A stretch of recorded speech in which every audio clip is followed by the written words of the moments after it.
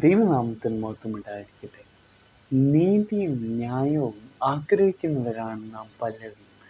അതിൽ ചിലരെങ്കിലും ഈ നീതിയും ന്യായവും ലഭിക്കാതെ വരുമ്പോൾ അതിനെതിരെ പ്രതികാരം ചെയ്യുവാൻ വേണ്ടി ശ്രമിക്കാറുണ്ട്. പക്ഷെ ബൈബിളിൽ ഇപ്രകാരം പറയുന്നു, നിങ്ങൾ പ്രതികാരം ചെയ്യാതെ ദൈവകോപത്തിന് ഇടം കൊടുക്കുക. റോമർക്കെതിരെ ലേഖനം 12-19 ഇത് പറയുന്നത്. നിങ്ങൾ പ്രതികാരം ചെയ്യാതെ ദൈവകോപത്തിന് ഇടം കൊടുക്കുകയും ഞാൻ പകരം ചെയ്യും. എന്തുകൊണ്ടാണ് ഇങ്ങനത്തെ ഒരു വാക്യം പറയുന്നത്? കാരണം ഏതാണ് ന്യായം, ഏതാണ് നീതി, ഏതാണ് ഗുണമേറിയത് എന്ന് മനുഷ്യർക്ക് ഒരിക്കലും തിരിച്ചറിയുവാൻ കഴിയില്ല.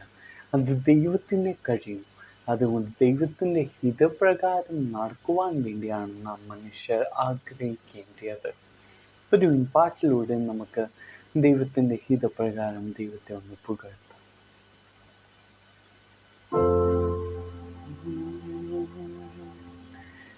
ഏതു ഗുണ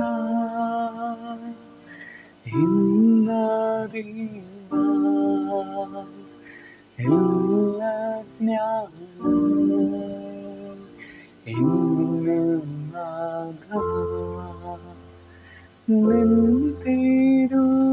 നിന്തിരുനാം മന്നേമേതം നീതിമാർഗത്തിൽ തിരിച്ചു നിന്ദിതം പോലെ എന്നെ നിത്യം നാടാം തേടിനാമേ